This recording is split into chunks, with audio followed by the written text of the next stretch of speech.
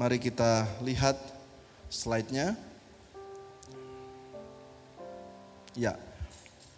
2 minggu yang lalu kita belajar untuk menjadi mulia ada 3 poin: pandang Tuhan, perkatakan yang mulia, yang ketiga belajar menghormati. 2 minggu yang lalu kita belajar menghormati orang tua, ya Pak, masih ingat ya, menghormati Tuhan. Dan bahkan minggu depan di hari raya Imlek, saudara kalau datang ibadah nanti anak-anak sekolah minggu untuk pertama kalinya akan mencuci kaki orang tuanya.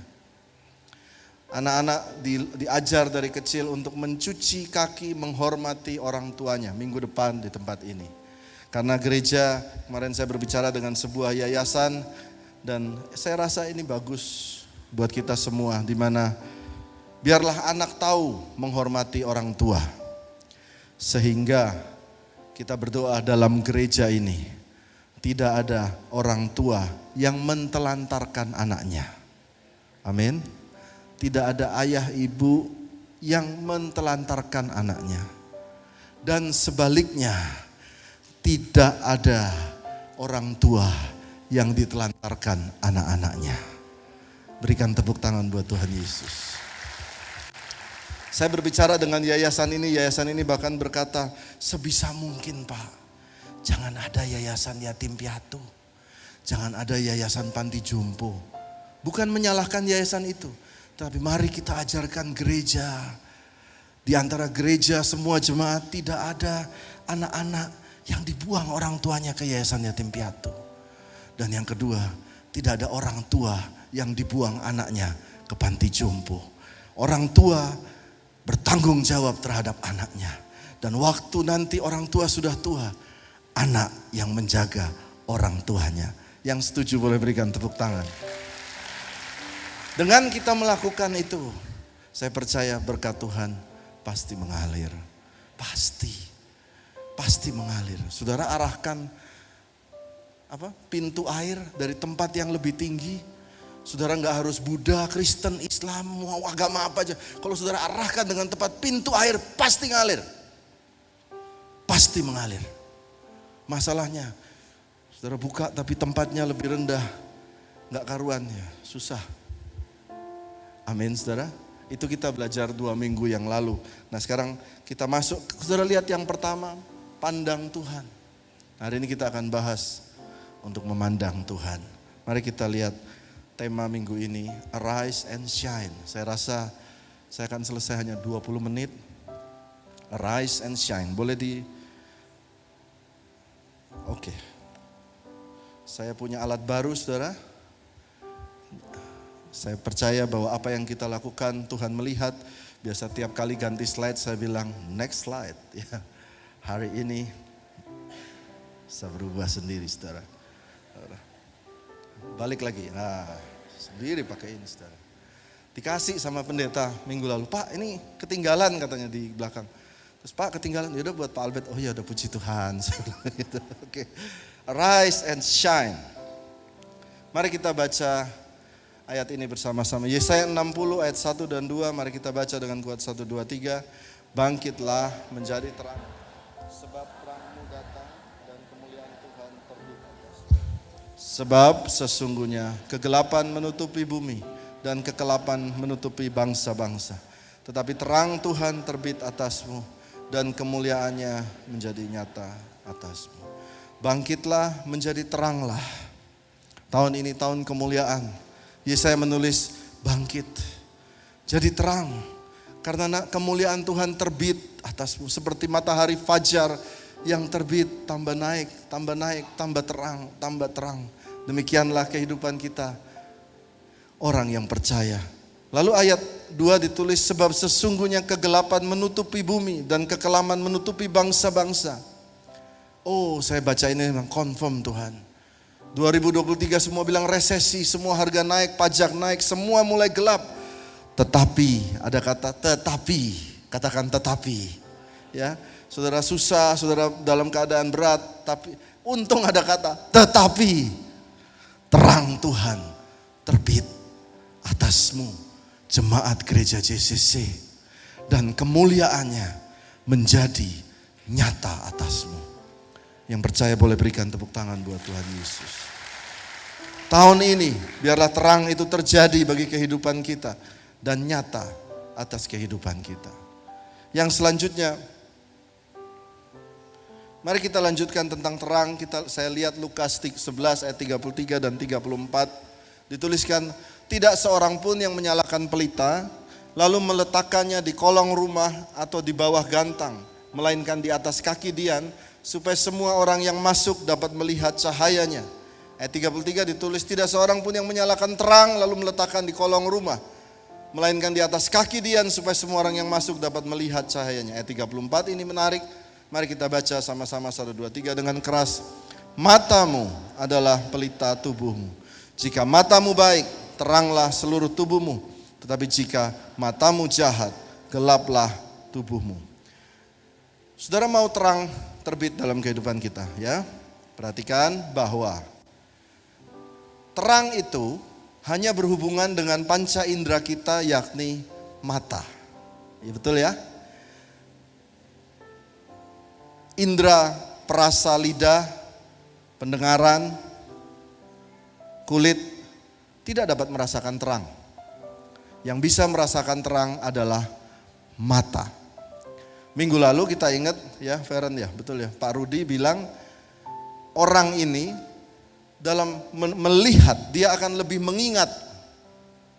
84%, betul ya, 84% dia lebih ingat akan apa yang dia lihat ketimbang yang dia dengar, hanya 11%, betul ya? Aku takut salah. Yang dia lihat itu 84%, yang dia ingat dari pendengaran hanya 11%. Itulah sebabnya orang tua tunjukkan contoh yang baik buat anak-anak. Saudara mau marah-marahin dia sampai kayak apapun, tapi kalau saudara mencontohkan yang buruk, yang diingat, yang dia lihat. Nah, disebut di sini matamu adalah pelita tubuhmu. Jika matamu baik, teranglah seluruh tubuh. Bagaimana kita mendapat terang Tuhan? Jaga mata. Mata ini. Kita lihat slide selanjutnya. Terang dapat dilihat mata. Demikian juga kegelapan. Mata ini bisa lihat dua. Terang dan gelap. Cuma dua kok. Terang dapat dilihat mata, demikian juga kegelapan. Apa yang kita lihat akan mempengaruhi kita. Mata dapat diterangi oleh firman Tuhan. Mata juga dapat digelapkan oleh berbagai berita buruk di media. Kalau saudara lihat berita buruk di media terus menerus, maka matamu ini akan menjadi gelap.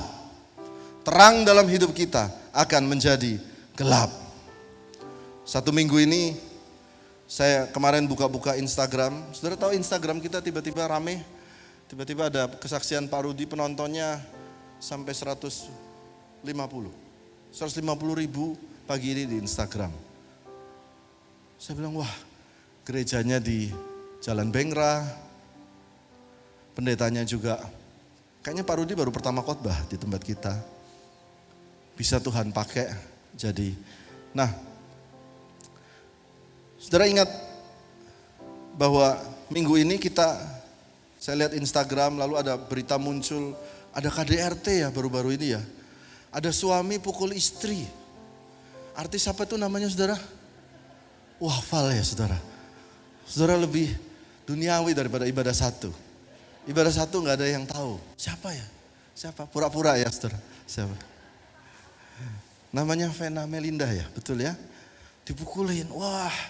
Dan itu akan saudara lihat, dan itu akan masuk ke dalam pikiran kita. Ya saudara ya. Itu akan masuk ke dalam pikiran kita dan kita mulai merasa, oh ternyata orang rumah tangga bisa KDRT ya. Itu masuk. Lalu saudara mulai lihat ada penipuan, investasi bodong. Wow, ternyata orang usaha, oh bisa ditipu ya. Dan itu terus masuk. Nah, saya mau kasih tahu, gereja mau kasih tahu buat saudara. Saudara harus lihat juga. Banyak juga pasangan suami istri yang berbahagia. Cuma biasanya gak suka pamer di sosmed. Ya enggak? Kenapa gak suka pamer? Lah orang udah bahagia ngapain dipamerin? Ada orang jemaat yang sudah punya Honda sepeda motor, Honda Supra. Lalu setiap hari dia pamerin Honda Supranya di sosmed. Enggak perlu, karena dia sudah punya. Enggak perlu dipamerin. Saudara enggak lihat? Nah karena itu, kalau mata kita gelap, lihatlah firman Tuhan. Supaya cepat terang. Mari kita lihat slide selanjutnya. 20 tahun yang lalu, setiap kali kamera ceklek sebuah foto ya, itu harus pakai sebuah kamera, lalu ada yang namanya, ini dia, canggih nih, canggih nih, ada kursornya saudara. Ini dia saudara, ini kamera ya, sebuah film negatif namanya. Negatif itu menangkap cahaya waktu difoto, lalu dia print ke dalam film tersebut. Lalu untuk menjadikan film itu menjadi nyata, dia harus dimasukkan ke dalam ruangan gelap, namanya red room. Di situ dilarutkan dengan cairan beberapa waktu supaya dia menjadi nyata, betul ya? Apa yang terjadi kalau saudara sedang ada di ruangan sini? Iya, di ruangan yang merah ini. Lalu tiba-tiba anak saudara datang, "Papa, buka pintu." Dan lampunya masuk semua. Apa yang terjadi? Apa yang terjadi? Rusak semua satu film. Demikian juga dengan kehidupan kita. Kalau kita lihat yang gelap-gelap terus, kita lihat yang gelap-gelap, itu menjadi bayangan yang tercapture dalam otak kita. Tercapture. Dan banyak bayangan pikiran-pikiran yang gelap. Bagaimana cara merusakkan pikiran yang gelap itu? Buka terang. Baca firman Tuhan. Amin saudara. Amin saudara. Berikan tepuk tangan buat Tuhan Yesus. Mata ini penting. Mari kita lihat selanjutnya. 1 Raja-Raja 18 ayat 42. Ditulis, lalu Ahab pergi untuk makan dan minum, tetapi Elia naik ke puncak gunung Karmel. Lalu ia membungkuk ke tanah dengan mukanya di antara lututnya. Ayat 43. Setelah itu ia berkata kepada bujangnya, naiklah ke atas, lihatlah ke arah laut. Bujang itu naik ke atas, ia melihat dan berkata, tidak ada apa-apa. Kata Elia, pergilah sekali lagi. Demikianlah sampai 7 kali bujang itu naik ke atas gunung dan dia melihat satu kepal awan. Lihat ini ya saudara ya. Cerita ini adalah cerita Elia. Pada ke-7 kalinya awan kecil sebesar telapak tangan timbul dari laut. Lalu kata Elia, pergilah katakan kepada Ahab, pasang keretamu dan turunlah, jangan sampai engkau terhalang oleh hujan. 1 Raja-Raja 18 ayat 44. Mari perhatikan saya saudara. Saya tahu AC-nya agak panas karena di luar panas sekali. Dan kita berdoa pasti beberapa waktu lagi nanti satu AC lagi muncul dalam nama Yesus. Ya.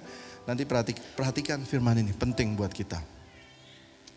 Elia punya, ini ada Marco nih lumayan, bisa suruh naik turun.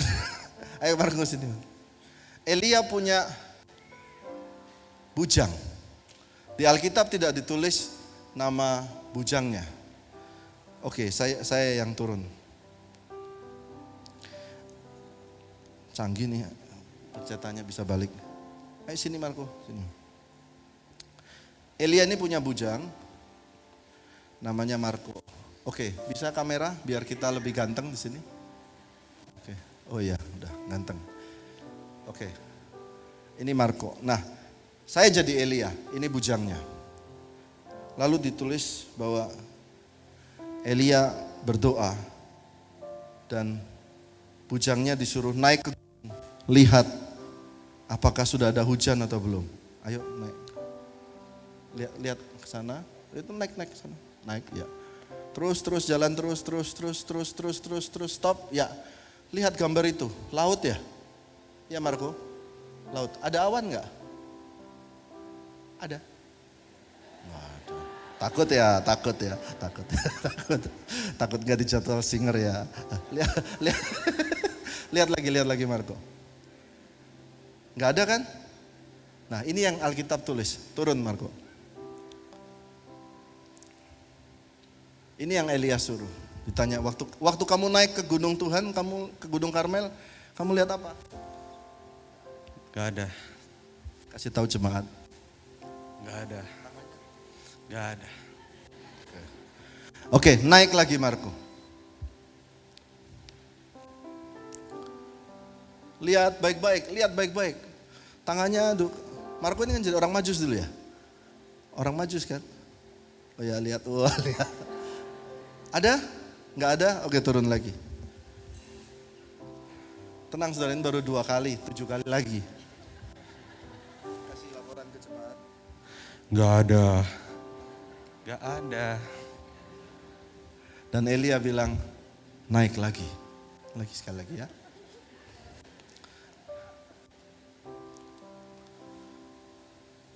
Ada nggak? Oke Marco, kita fast forward, kamu naik lagi 4 kali lagi. Oke. Ada? Gak ada. Oke, yang ketujuh kalinya silakan naik. Coba multimedia. Nah, ketujuh kalinya apa yang terjadi itu Marco? Ada. Kayaknya gitu, masa bujaknya tuh gini-gini. Terus Elia di bawah, oh iya, gitu. Oke. Kasih laporan. Ada. Oke, kamu cool banget anak Jaksel ya. Oke, thank you Marco. Kasih tepuk tangan buat Marco. Ya. Baik, kita kembali ke firman Tuhan. Ini contoh ya. Elia punya bujang Elia. Dikatakan harusnya bujang Elia ini meneruskan pelayanan Elia dan jadi the next prophet of Elijah. Tetapi ternyata bujang Elia ini menghilang setelah itu. Diganti oleh orang yang namanya siapa? Elisa. Jadi bujangnya menghilang. Tuhan langsung ganti sama orang namanya Elisa. Kenapa Elisa? Waktu Elia turun, dia dapati Elisa sedang membajak. Padahal hujan waktu itu baru turun sekali.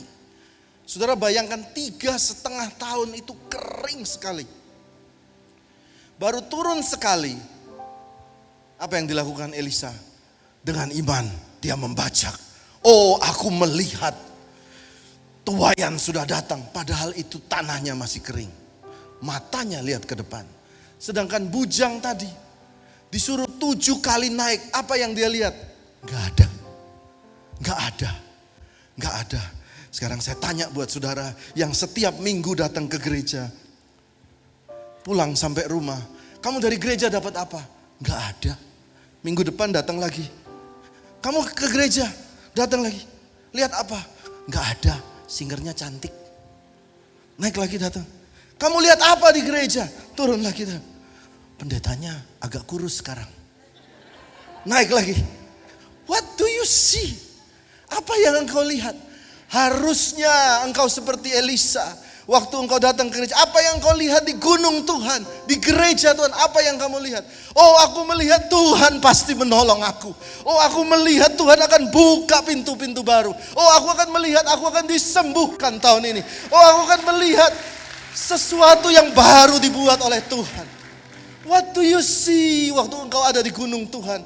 Mari kita lihat, aku semangat banget lihat ayat ini saudara. Dan Abraham menamai, mari baca sama saya 1, 2, 3. Dan Abraham menamai tempat itu Tuhan menyediakan.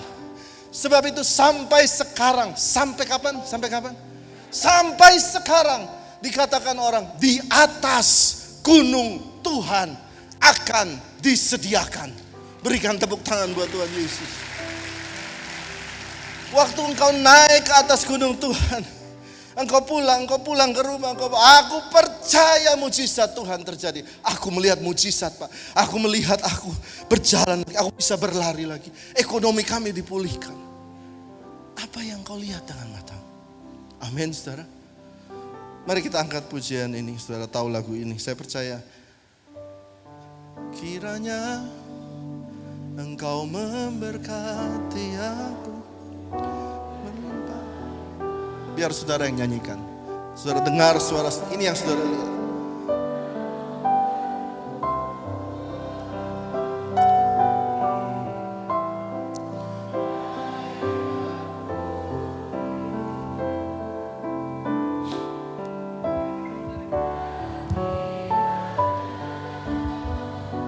Tanganmu.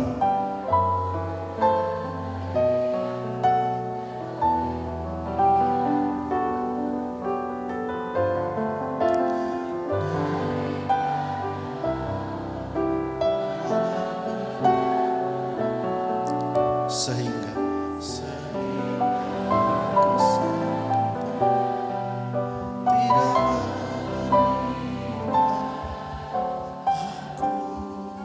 amin. Saya lihat banyak di antara Bapak Ibu yang tutup mata. Bagus. Waktu tutup mata engkau lihat, kiranya Engkau memberkati aku. I see. Berlimpah-limpah. Aku lihat Tuhan, aku lihat. Dan aku lihat Tuhan. Padahal tokonya kecil. Oh, aku lihat. I see. Dan di atas gunung Tuhan sediakan. Waktu orang menekan saudara-saudara datang ke rumah Tuhan.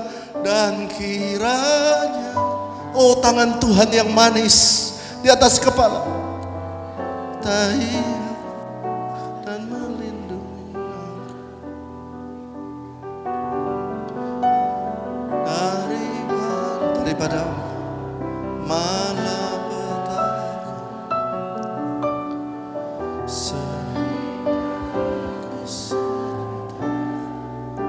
Tidak menimpa aku. Berikan tepuk tangan yang meriah buat Tuhan Yesus. Terima kasih Tuhan. Selanjutnya saudara lihat yang kedua. Kembali diulangi, apa yang Anda lihat di atas gunung Tuhan? Ini gunungnya Tuhan. Mari kita lihat. Dengan terang dapat menemukan apa yang hilang. Apa yang hilang dalam hidup kita? Kalau saudara punya terang, saudara dapat menemukan yang hilang itu dari hidup saudara. Alkitab menuliskan, ada seorang perempuan punya 10 dirham dan ia kehilangan 1 di antaranya. Tidakkah ia menyalakan pelita? Jadi pelita itu artinya terang dan menyapu rumah serta mencarinya dengan cermat. Dia nyalakan terang. Demikian juga di Alkitab juga dikatakan ada orang yang berdosa, yang bertobat itu ditemukan oleh Tuhan dan seluruh malaikat bersuka cita. Dari 2 ayat ini menyimpulkan bahwa terang itu dapat menemukan sesuatu yang hilang dalam kehidupan saudara. Apa yang hilang dari kehidupan saudara? Apakah itu pengakuan orang? Apa yang hilang? Apakah itu keuangan saudara? Apakah kesehatan saudara yang hilang? Apakah status saudara yang hilang? Cara saudara menemukannya, Alkitab berkata, lihat terang Tuhan.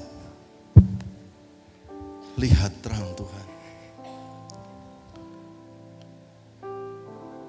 Saudara nggak bisa mencari yang hilang dengan lampu yang gelap, lampu KDRT rumah tangga. You cannot find it. Lampu apa lagi? Lampu cerita-cerita media atau cerita-cerita komedi. Yang terakhir, terang itu dapat menuntun jalan kita. Saya ingat waktu saya keluar kota sama Intan, di luar kota di mana itu, di Batu atau malah sama Joy, kita naik mobil dari Jakarta sampai ke Batu Malang, tiba-tiba kabut dan kita nyalakan lampu biasa nggak bisa tembus, akhirnya kita pakai lampu dim. Tetap juga nggak bisa lihat jauh, tapi paling tidak 2 meter ke depan kita lihat.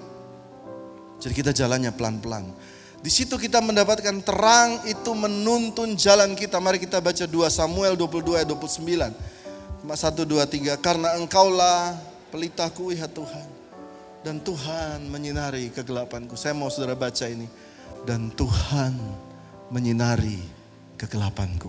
Mari kita bacain 1, 2, 3. Karena Engkaulah pelitaku ya Tuhan, dan Tuhan menyinari kegelapanku. Mazmur 119, 105. Mari kita baca dengan kuat 1, 2, 3. Firman-Mu itu pelita bagi kakiku dan terang bagi jalanku. Saya percaya bahwa kita semua ini perlu tuntunan firman Tuhan. Karena dengan terang, maka itu bisa menuntun jalan kita. Saudara berdoa, minta Tuhan ayat untuk konfirmasi apa yang Anda mau kerjakan. Minta ayatnya. Saya ingat waktu tahun 2016 gereja ini mulai membangun, IMB sudah keluar. Tuhan kasih ayat, Hagai 1 ayat 8. Bawalah kayu, bangunlah rumah itu, dan aku akan menunjukkan kemuliaanku di situ. Siapa yang berpikir hari ini begitu banyak jemaat yang hadir? Kita tidak pernah berpikir ibadah Natal bisa 3 kali, praise and worship begitu luar biasa tadi, kayak Sajojo tadi ya. Bagaimana tadi? It's awesome, kasih tepuk tangan buat tim luar biasa. Tuhan berkata, bangunlah rumah itu, bawalah kayu, aku akan menunjukkan kemuliaanmu. Di tengah perjalanan 2017 kita bangun semangat, oh haleluya. 2018 berhenti, 2019 berhenti mulu. Dan saya berkata, Tuhan firman-Mu ini, di mana Tuhan, tunjukkan, apa memang saya salah dengarkah? Saya pakai bahasa Kupang ini ada, Om. Tuhan bicara dulu ini betul kosonde nih. Gitu. Bahasa Kupang ya. Dan yang terjadi, Tuhan kembali lewat ayat ini, dia bilang, bawalah kayu itu, bangunlah rumah itu, dan aku akan menunjukkan kemuliaannya. Aku bilang, sudah Tuhan, aku udah bawa semua kayu aku. Aku punya jam, aku jual. Aku punya mobil, aku jual semua. Aku gak punya kayu. Aku cuma punya sisa anakku. Mau apa lagi? Dan Tuhan bilang, bawalah kayu itu. Saya bilang, apa itu kayu? Dan saya ingat, ada salib yang dibuat sama Sandy. Firman itu hidup. Kayu yang dibuat sama papanya Sandy, salibnya ada di depan. Dan saya bilang, saya bawa kayu salib ini, saya taruh di mana? Di hall ini ya. Di hall ini masih kebuka. Tuhan, aku bawa kayuku udah habis, kayu salib yang aku taruh tidak ada isinya. Di situ Tuhan tunjukkan kemuliaannya. Jadi ayat ini, it is alive. Saudara doa dan Tuhan pasti kasih ayat. Pasti kasih ayat. Tapi ya jangan, saudara harus mengerti ya. Ada satu suami istri, dia berkata, Tuhan, apakah aku harus cerai daripada suamiku? Dan Tuhan tunjukkan ayat, Sarah memanggil Abraham tuannya. Di situ dia mengerti, oh tetap aku harus tidak boleh cerai. Saudara mengerti, tapi jangan letterlock. Setelah itu saudara panggil suami saudara, tuan, itu bukan gitu ya. Saudara ngerti maksud saya? Seperti Intan manggil saya tuan gitu. Maaf saudara, persoalan rumah tangga saya. Saudara mengerti ya, Tuhan pasti kasih satu pengertian buat saudara. Katakan amin.